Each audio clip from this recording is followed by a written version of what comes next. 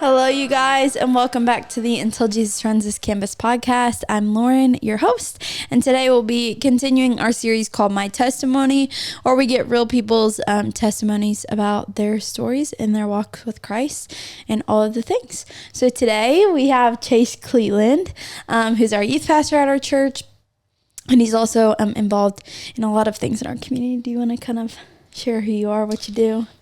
So I'm Chase Cleveland. I am, like she said, I am the youth pastor here at Timber Ridge. This is my second year. I'm also a high school teacher here in Stephenville and a coach as well. What do you coach? I have softball and I have cross country. Okay. So, we're just going to dive in, just kind of your story. Nothing much there is much to it, but, not deep. Chase is really nervous. No, I'm not. We'll just call it the elephant in the room. Okay. So to get started, we just kind of tell us like how you got involved with church, how that kind of became a part of your life, all of that stuff. So growing up, I was always raised in the church. I had a Catholic background where my mom and grandma and everybody else in the family, we would be front row every Sunday, 8 a.m. We'd be involved in Wednesday night church services. So it was always there, which is the nice part, because I was able to build a pretty good foundation. Yeah. And I got the basics going through. As life continued on, I was able to meet my wife as in Taylor, and she was able to push me towards the Christian faith. And it was quite an eye-opening experience. Mm-hmm. You're not having the regular organ playing songs and singing Amazing Grace. You had a band and drummers and stuff like that, and that was a very eye-opening experience the first time. But it was one way that I was able to learn just a different style. Yeah. And all it was is just a different style of teaching to me. To where before I was able to have the rules, the foundation of what it's supposed to look like. And then transitioning into it, what I was able to get out of the Christian faith is that there's a relationship piece that I didn't feel like I had early on. So where when I could sit down, I could pray, like it wasn't just a scripted thing. It was something that I could have a true, genuine conversation with God. And it ultimately changed my perspective on church, on faith. Because before I was a very inside person when it came to my faith. I didn't want to talk about it. I didn't know very much. And it was just something along the lines of, if I did talk about it and I was wrong, I didn't want to be humiliated about it. Right. And that, I feel like, is the biggest misconception when it comes to faith nowadays, is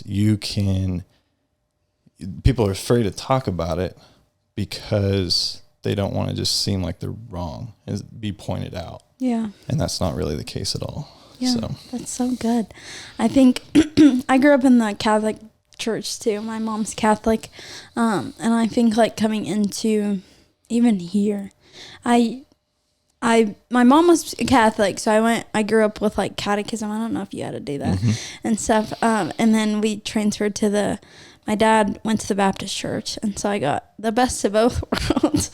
But I think that was one of my biggest things was like, I feel like, nothing against the Catholic Church, but I just feel like there's so many like rules, and like literally they would put us in like a room to confess to, like, I think it was the priest. I don't even know. I was so young, I don't even remember. And I feel like growing up, that was like my biggest like, oh my gosh, if I do anything wrong, I have to go confess to somebody. And like, that's just not how God is. And I know that's probably not how a lot of Catholic churches are. Yeah. But probably had that like fear instilled in you. Like, if you did something wrong, I like that. That's why I don't want to do it, is because there's a consequence that comes with it. And it's a tangible consequence of I had to go to the confessional to be able to do that. Whereas now on this side of the Christian side of it is you can have that you can go straight to our Father and be able to release that whatever you have done wrong and go straight to him and not have that middleman. And I'm not saying anything wrong, and I don't want to sit here and bash Catholic, faith, by any mean. But it was, that's how I felt growing up. I didn't toe the line because I didn't want to go through that uncomfortable circumstance of telling the priests, which we were close with priests growing up. Like they were friends, they were family. And it's like, you don't want to tell somebody your deepest, darkest secret. And that's what was, and no, and I think for me, it was more of cause I was so young that it was I remember going into my first time in the confessional and being I confess that I ate too many Pop-Tarts this week and my mom got mad at me.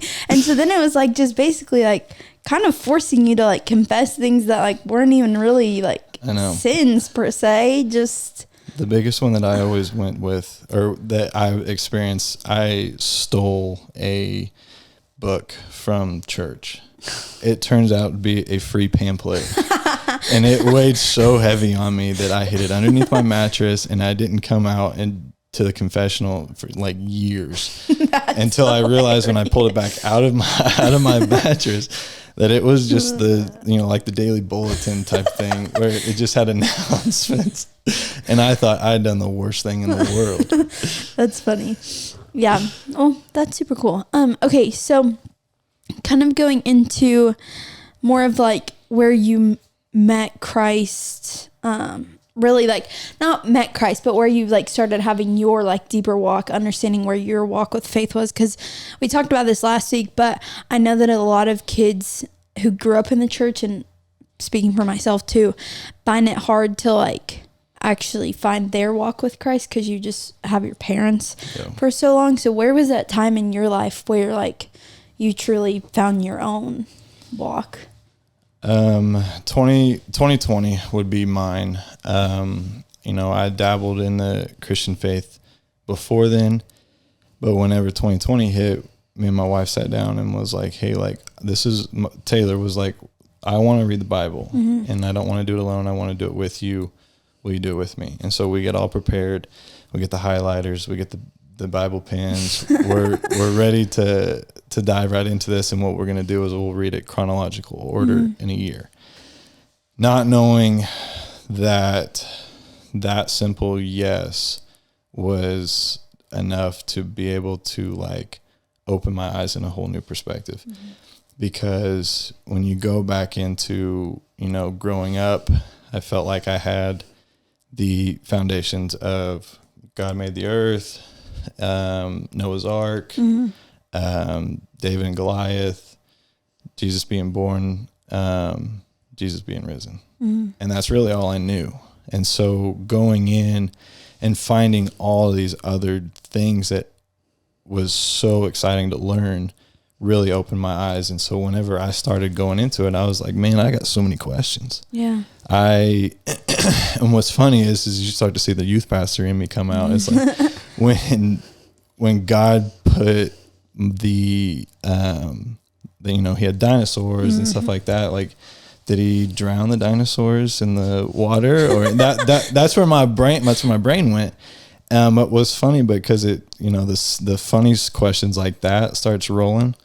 And then it got to the serious questions, whenever you start going into the parables that Jesus taught and stuff like that, man, it's I don't get it. And so whenever you start diving in deeper, it's oh, wow, I've been through that same circumstance. Yeah. And he's using very easy lessons for everybody to understand. And then there's so much more on top of it all too. It was just the learning. I was hungry for it, and I couldn't stop. And just like anybody else, whenever you do a reading plan, you're going to get behind. And so you push through, and next thing you know, you're reading 10 days in one, and there's nothing wrong with that. But learning everything that happened in the Old Testament and then getting to the New Testament, my eyes were just open. And in 2020, that was COVID year. And so there was really nothing to do. Yeah. And so it was routine. And it almost worked like in my favor because I know how ADHD I am. Like if something happens in the day, like this is what I need to do, blah, blah. There was nothing. Nothing was open. You would just sat at home. You'd watch some TV maybe. But it was like we were going to sit down. We're going to read. We'll listen to worship music whenever we clean the house, and that was it. And we really kind of dove into our faith together, and me and Taylor both walked that way. And so that's where it all kind of started. It was just simply reading. Then it got to the point we get through the entire year. We both had a celebration on New Year's Eve, like. We celebrated by reading the last chapter of Revelation, and that was kind of cool that, that's how we ended the year. Yeah. But then after the next day, it was like, now what? And so you already read through it.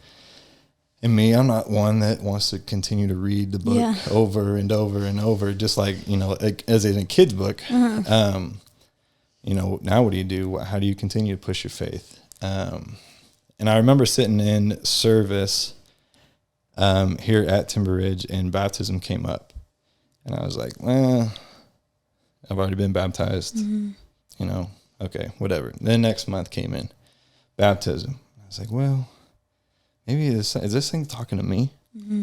Push it aside. Baptism. I was like, you know what? I'm gonna start asking questions about this baptism thing. And so I had the mindset of, and there's nothing wrong with my first baptism, my parents had made the decision for me, and that's what got me started. But I never got to make that decision. And I think that was the first step that I wanted to take after reading it, was saying, I've read this whole thing, and I believe everything in this thing too. So the next step is I want to get baptized. And so that's kind of where we went from there. That's so good. I think it's, 'cause again, like growing up in the Catholic Church and stuff, you do like our parents kind of, and I don't know if it's everywhere, but my parents decided to get me baptized when I was like literally, I think, a baby. And then I remember getting baptized in the Baptist church when I was in like middle school, because all my friends got up at church camp and were like, well, we're going to go make decisions. And then I was like, well, I don't want to sit here by myself. And so I was like, okay, I'm going to go get baptized. And then I came here and got baptized. And I remember like going through, walking through that and figuring out if I wanted to. And I was like, well, who am I to get baptized like 3 times? Like, what are you doing? What's going to make this time different? But I think that is something that's so important about like, not only your testimony, but everybody is that, you have to make that choice for yourself. And it's not saying that just because you've made that choice before that you can't make it again. But, like whenever you truly feel that, why not pursue, going deeper and following the steps that Christ calls us to do, just because you may have made that choice out of, either your parents made it for you, or maybe you didn't understand previously, like why let that hold you back? So. Because whenever I saw the stuff on the screen, it wasn't somebody else nudging me. I really think that was the Holy Spirit nudging me, being like, hey, like somebody else made the decision for you. I think it's time for you to make the decision for yourself. Like, this is what I want you to do. Because one of the things is, you talk about your own faith. Like growing up, I had faith, but it felt like it wasn't my own because I walked with other people with it, my parents, my friends, and I was just kind of in a lump sum, just kind of going through the motions. And I wasn't the greatest student going through school, and I really wasn't the greatest student on Wednesday nights either. And I like to goof around a lot and get in trouble. And he still's like that. But one of the things was I was never comfortable, like going back, I was never comfortable talking about my faith. And I for whatever reason thought whenever I got baptized, I was going to come out and like, it was going to go, and then somebody is, God is just going to be talking to me underwater. Like, that was like that's how my ADHD brain goes through and stuff like that. And I was like, man, is it cold water? Is it warm water? And this and that. But in reality, it was just Stephenville tap water. Yeah. There was nothing special about it. And it was honestly, they talk about it. It was that is just an act of faith, of going through baptism, of showing that you are going public. And it didn't make sense at first, but what I realized is I felt confident asking people to come to church to watch me be baptized. And it was selfish reasons, but it's good reasons to invite people to church. But it brought people in the doors. It opened up communication pieces. I had somebody that I was coaching at Tarleton at the time, and one of our outfielders, he was like going through the same thing. He was Catholic and he didn't know, but he had the same questions I did. And for me to be able to be like, I don't have the answers, but this is what I'm going through. It really helped him in that situation. It's like, yeah, that makes sense. Like, I've never, I'm scared to, not necessarily jump ship, but I feel like I learn and go through my faith so much better with this. And what I like to go back, and me and my mom kind of sat down and talked about it whenever we were going through the discussion. And it's nothing against the Catholic faith, and it's nothing against the Christian faith. And it's just like a student in school. If you don't learn from this teacher, who are we to sit there and say, you are going to learn from that teacher and that's it? Instead of maybe this teacher opens a perspective of what you need to see and how you need to hear it. And that kind of like eased the tension from moving from Catholic to Christian. Yeah. And it is. I mean, and there's different preachers across the country and different stuff like that. And the same thing with Catholic teacher or Catholic priests. It's just whoever you learn from, because at the end of the day, we're still we're still serving the same God. Right. We're still worshiping Jesus. It's just a label. And that's where we kind of butt heads throughout the nations is, well, I'm this. Well, I'm this. Well, in my perspective, we're all the same. Yeah. We're all still serving God. We're all still serving Jesus. We're all still following the Holy Spirit. So. We used to have so many, with T-Rock, of people just being like, oh, well, I go to so-and-so church. Like, I can't come here. Or I remember one time we were handing out gift cards on campus, and this girl literally looked at us and was like, I can't accept that I'm from so-and-so church. And I'm like, I don't know. It used to just be this whole thing, and I think it has definitely faded out through the years, but we all serve the same God, like you said. It's not about like, oh, well, I have this, like at the end of the day, my mom's still Catholic, and they can come to church here and still understand and worship because we're all worshiping the same God. And there's different things that her church teaches that do I necessarily agree with all the time? No, but I'm sure she comes here and doesn't agree with some stuff. And so I think as long as, you're at the end of the day, the Bible is the basis for every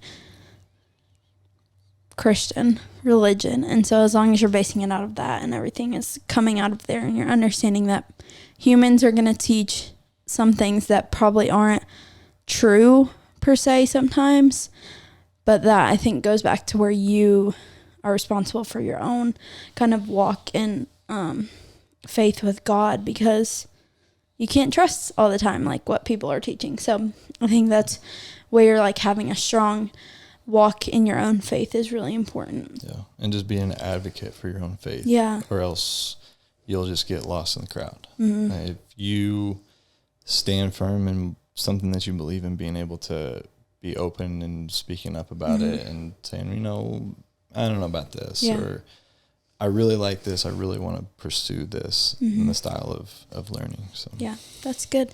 So, okay, 2020, when you kind of found your own walk to now, where have you seen God like work through that? So I was asked to go and this is kind of where it all kind I of love this story. where it goes into me becoming a youth pastor is I was asked to go to this church camp, and I've never been to church camp. I've never done anything outside of Wednesday nights and Sundays growing up. And that was it. And backstory to this youth camp, because I went with Chase, and there was 5 or 6 leaders. None of us had worked with the youth. No. Stuff was happening within our church, and some of us were literally asked to go the week of youth camp. And we got on a bus, drove to Colorado. None of us knew the kids. We didn't know each other. We didn't know the kids. I've never even seen some of these kids before. But I get asked to go, and I kind of drug my heels, man, I don't know if I see myself going or not. And so I drug, and then I was like, you know what? Yeah, let me go. Mm-hmm. I go, and I drive the 13 hours or however long it was in the bus. Get there.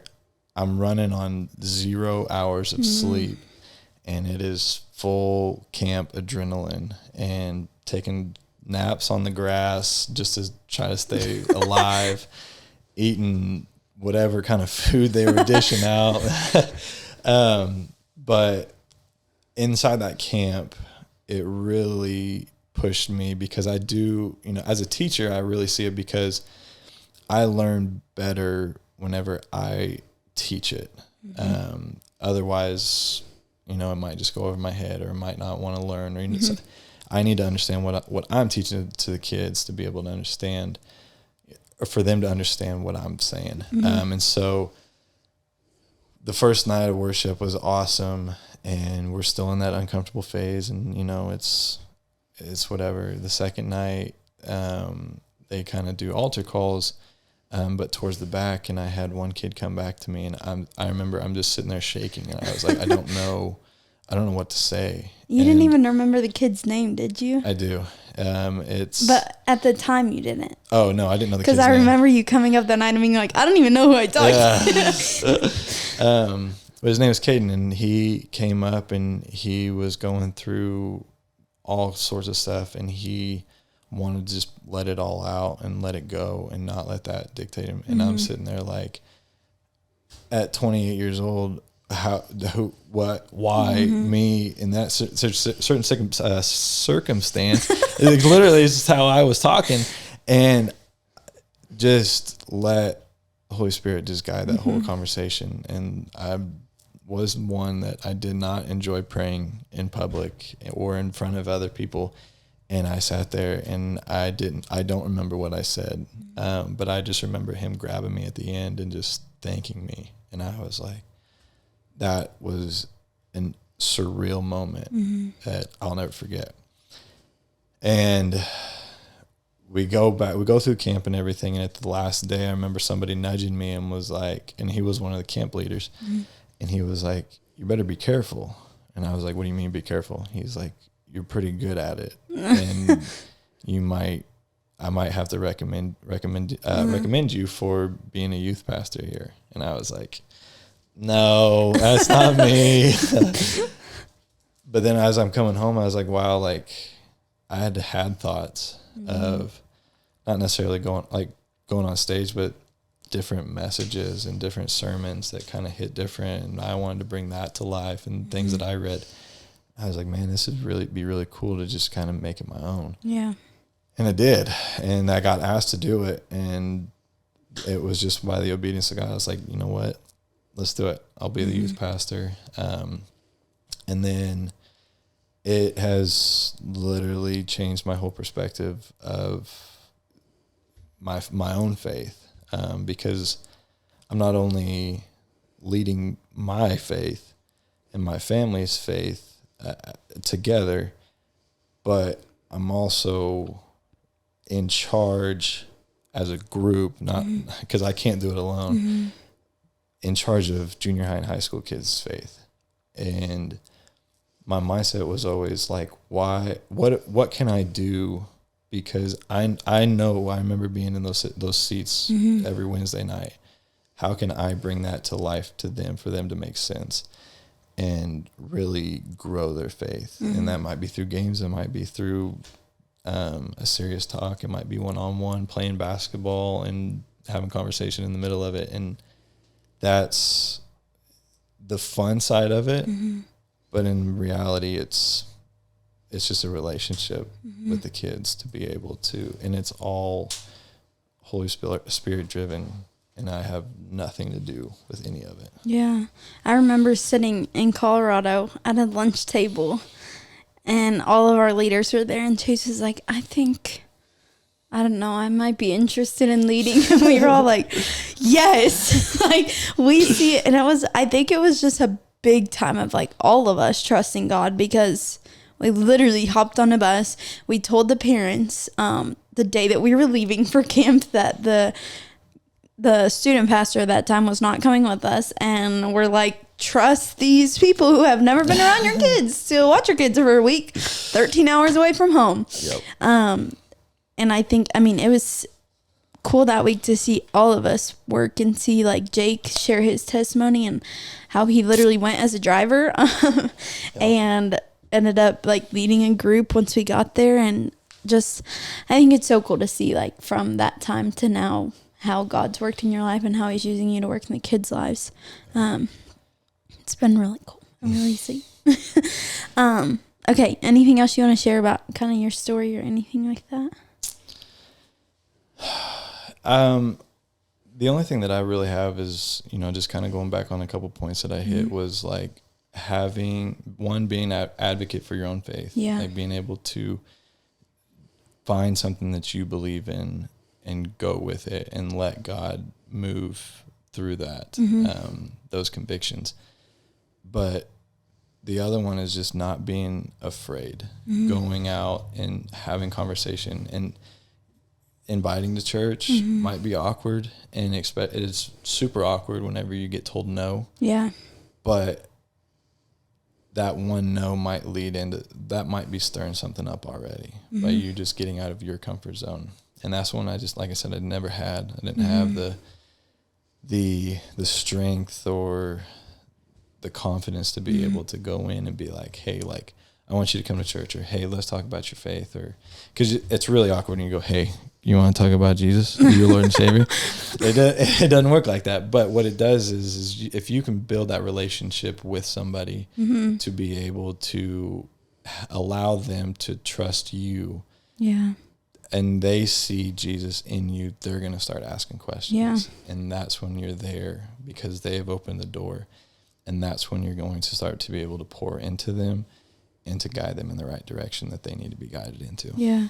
And I think just like thrive in the Holy Spirit. Like, had you not like submitted to where you felt God calling you to do in that moment, like our youth group probably would have died, honestly. We came back and we're like, we have no idea where this is going. And I know Nick and Joe were like, well, what are we going to do? And then Chase came back and was like, I'm ready. Literally. But I think seriously, just like thriving in the Holy Spirit. And we see that with you all the time, and with a lot of our other leaders, of just like listening to where God calls you to be. And Taylor, who is now our college, she leads our college ministry, but it's been cool. That's Chase's wife, by the way. It's been cool to see where just God is working in both of you guys, and it's not always been easy. And I know Chase is a lot of times like, I don't even know what we're gonna do, like let's plan something, because he's a full-time teacher and he gets to do all of that and coach and all of the things, but like you said, you don't do it alone, and rely on who God's placed you to be in your life and how they can help you to fulfill the calling that God has put on your life. Definitely. There we go. And that's like, even just being a teacher too, and seeing those students in the high school, it's like, and they might not even be a part of the youth group, but to be able to, like, I think of it like secret agent youth pastor, like walking around the halls. You get that relationship, and once kids find out, like, oh, he and goes wasn't to there a FCA. girl that Taylor had talked to at one of your games or something, one of your players, and then she asked you for a Bible verse or something? Am I making this up in my head? Slightly. But she, I mean, there was a player that's on the softball team that Taylor talks about this Bible verse that she had whenever she was going through adversity in high school.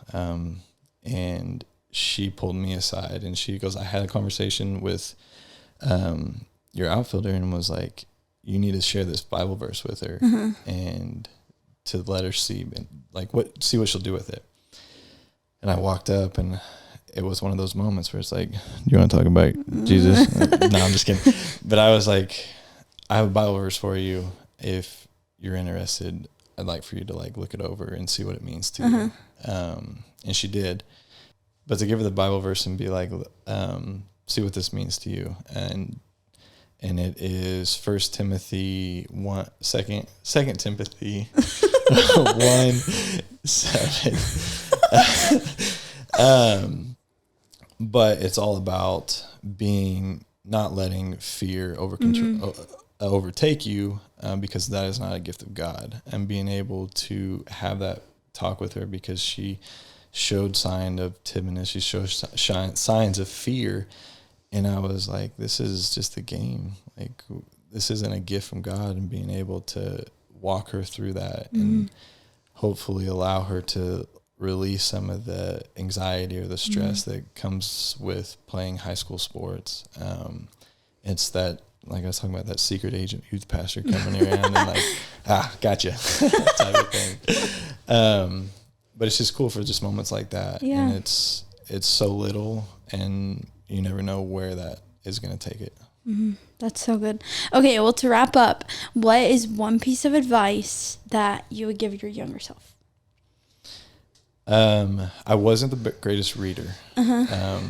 And when I can sit down and I tell myself, like, if you put your mind to it, like, you'll understand what's going on. And I never touched a Bible growing up. Until I was 22, maybe. And my advice would have been, pick it up whenever you're younger. And I wish I could have seen myself where that would have moved me. If I had read different things, or not even just the whole Bible, but just verses here and there. Yeah. 'Cause I remember whenever I first got into it and I see these verses on people's shirts, I was like, I don't know what Matthew 1-2 mean. Like, what are these numbers? Yeah. And somebody had to teach me how to go through, and it's all a long process and everything. But if I were to read early on, I would have understood a lot, and I would have pushed myself even further, because I would have continued to ask those questions as I did in 2020. Yeah. That's so good. Well, thanks for coming on and sharing your story. You're welcome. We hope that Chase's story helped encourage you guys.